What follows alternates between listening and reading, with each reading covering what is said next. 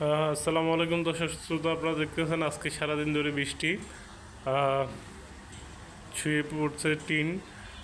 আর ঢাকা শহরে আজকে পুরো দিনেই বৃষ্টি ভেজা প্রদ্ধ।